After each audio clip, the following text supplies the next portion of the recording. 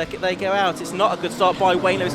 Not a brilliant start by Graham Crowhurst either. It was almost Dan Harborough that was leading into the first corner in his E30. Paul Cook's got involved in an accident here and he's off the circuit. I thought he was going to have a bit of a crash there, but he avoided that, but he's lost a lot of positions he had gained already. We'll pick up on that in a minute as we're watching second and third overall. Wayne Lewis has dropped back to fourth place. Sarangasodi Srihari and Thomas Singleton have got themselves together there, and Singleton spins. Jordan Saywood just about manages to avoid him, so it's all a little bit chaotic in the first couple of corners of this race, which is being led by Graham Crowhurst. Lee Piercy there in second place. Wayne Lewis is third. Dan Harborough is in fourth position in the E30. There's a gap back to fifth, and we'll try and pick up who that is in just a tick. Andy Wynn, it's Andy Wynn in the 16 car, just ahead of Jim Benson and Mark Colmer in the M3. Oh, and Harborough's been off, hasn't he? He's run over the grass. Oh, and now Jim Benson's getting into the side of Andy Wynn. This has been a dramatic first lap, hasn't it? We haven't finished it yet. But the top position is now back to where we were after that slow start for the front row men. There's Paul Cook, who almost had a much bigger incident at the first corner when he got into the side of somebody. As he, there wasn't not as much room really here, is there, as there is at Donington? No. Getting off the line, but he avoided that. And now though he's near Mike Nash, who's had an off. Yes. Well, who hasn't had an off on this first lap? That might be not many. Oh, and who's that? That is Bill Redrop. 8 car Bill Redrop, who's almost ended up on the opposite side of the circuit between Church and School. He's trying to spin that car around on the wet grass. It's not really working for him, but he's going to get back out into the race, I think. Which way is he going now? I think he's going to pull off, I think. Yeah, he's going to pull off behind the barriers. I was trying to work out what Bill Redrop was doing behind me. He's pulling out of the race. I thought he was going to end up missing half a lap there. No, well, we have got through that first lap. Hopefully things are calmed down a touch now. But it's Graham Crowhurst that leads by 3.5 seconds. We saw there Jim Benson just get the better of Dan Harborough, which is for second in Class 6, as we see Bill Redrop get out of his car. There's Ivan Mayers, he's out again. He's already been on the podium in every race that he's been in today.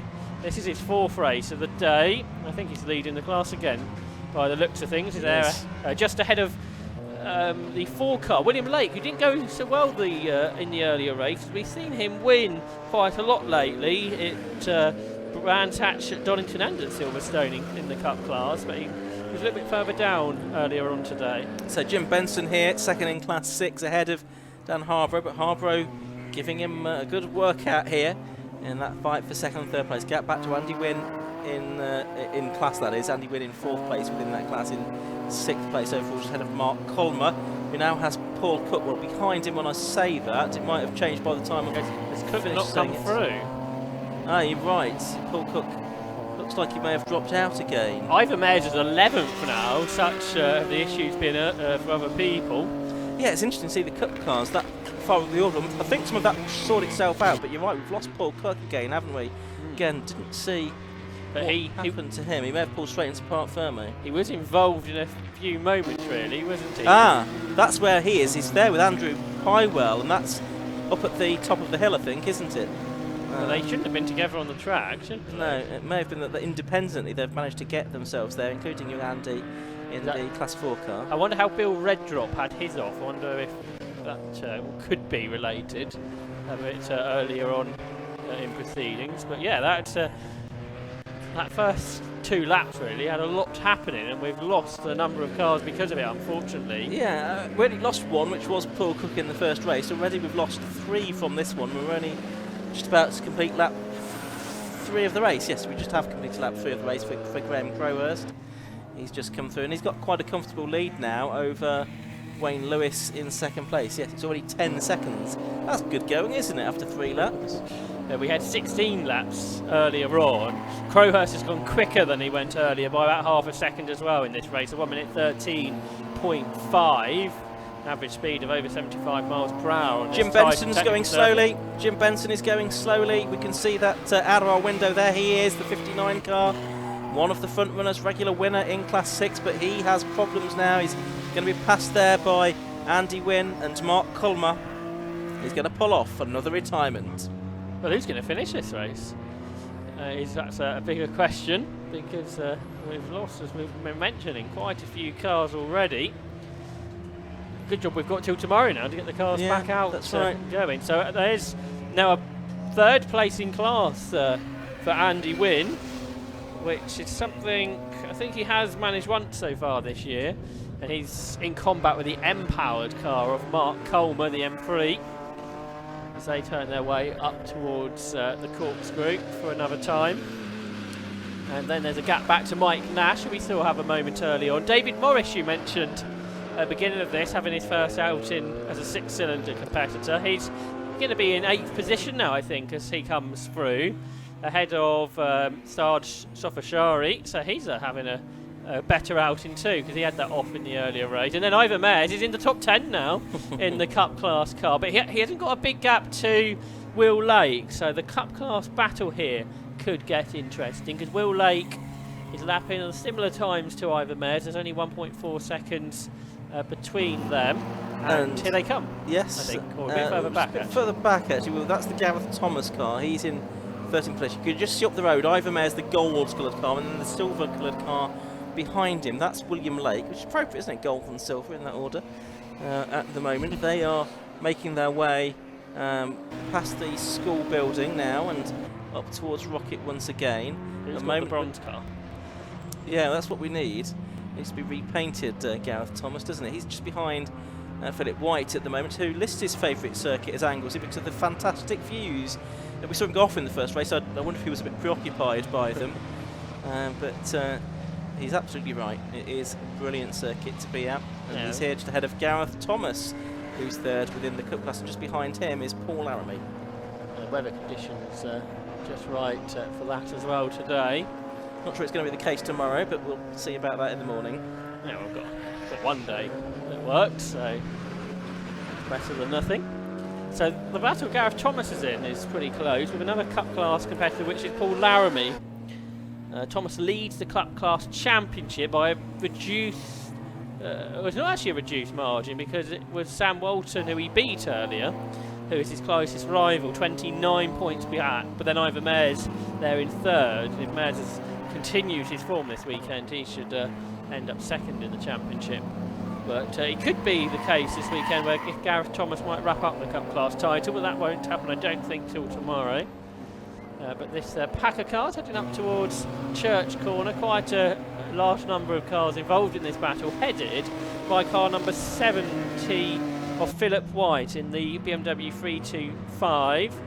Then you've got those Cup Class cars of Gareth Thomas and of Paul Laramie. Then you've got Sergei Minev's 325, and then the 328 of Tom Singleton, who had that off at the start of the race up there at the banking. So he should be able to recover, because he finished 10th earlier on today. So Singleton should have the pace to get through this pack over the next few laps. Yes, Singleton only started racing in 2020. He's been in Class 6 for the past couple of years as well. He also did a Birkett Relay last year as well. There he is, the number 23 car. Didn't have any racing experience before he got into this, really. And it's a 1997 328i Coupe that he races, prepared by Automac. Originally bought as a road car, then converted to a track car. Some sprinting with Javelin before starting racing 2.5 years ago now. Each of the people that have retired have found a mate to join them. Yes. Because for Bill Redrop, he's got Jim Benson to have a chat to. We've already seen Paul Cook having a chat with Andrew Pywell, wasn't it? Here, Tom Singleton, who's trying to go around the outside of Paul Laramie there for 14th place, and also a class position that would be as well at the banking, and he's sealed the deal at Church Corner indeed. So the 23 car has gone through. Head Philip White with Gareth Thomas behind him. There's still only about 0.8 of a second between Ivor Mares and William Lake, by the way, just up ahead of this battle. But they're now about 5 seconds ahead of it, aren't they, in their gold and silver cars respectively. We'll see if we can pick them up in a moment. We should see them in the back. And there they are, just heading towards Peel Corner now. That's the gold and silver car of the Cup Class leaders in 10th and 11th overall.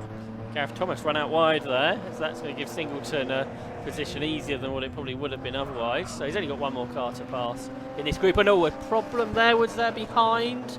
Yes, there's lots of fluid coming out the back of the Laramie car, I think. You can see that pouring out. So is he continuing? Because that's going to be a real problem for everybody else behind him, I think. He is continuing. Yes, I'm sure there was fluid coming out of that car. Let's have a look as it comes past our commentary position here. Nothing there. Maybe just one of these things that happens under load. It looked like there was sort of something being dropped on the road, but perhaps that was just, perhaps again that's the light making something look as it doesn't necessarily actually is. 5th and 6th here, Andy Wynne and Mark Coleman. Coleman, of course, in one of the M1 class cars, so theoretically should be a little bit quicker, but unable to find a way past Andy Wynne at the moment, who is 3rd within Class C. Let's see what the track looks like out of here, because this is where I could spot it in the background. And they turn. Yeah, there's something on the road there. There is certainly something on the road there. Whether it's anything that's particularly slippery, not quite sure. It could just be water, I suppose. But the problem potentially for the driver was it wasn't doing that when he come across the line, wasn't it? No. So has he run out of whatever the fluid is? Yes, could be an issue for Laramie. We'll keep an eye on that. 9 minutes of the race left to go, so we're into the second half now, and that's Colmer and Wynne. What's happened to the lead gap? 13.5 seconds. It was a long lap that for Crowhurst, wasn't it? 125. So did he go off on that fluid potentially? Possibly so. We'll try and pick up what's going on with Graham Crowhurst. He's still got a comfortable lead of, say, 13 seconds. Yeah, it was about 30, I think, wasn't it? It was much higher than that. It was 20 seconds at the start of the previous lap. Okay, so that's watching White and that's Singleton now, I think, going through, isn't it? Here's Crowhurst coming out the final corner, so we're checking his lap time, but it could well have been an off. Because we know the track is slippery at certain points. Well, that was 1:17.6, so back to a much quicker time, although still 4 seconds out of his best, which is a 1:13.55. But that's probably going to be quicker than what Wayne Lewis is doing. Yes, he's in the 1:18s, he's done 1:16s in this race. Lee Pearce is in a 1:18.4 on the last lap, but is capable of a 16. Battle continues between Philip White and Gareth Thomas for 13th.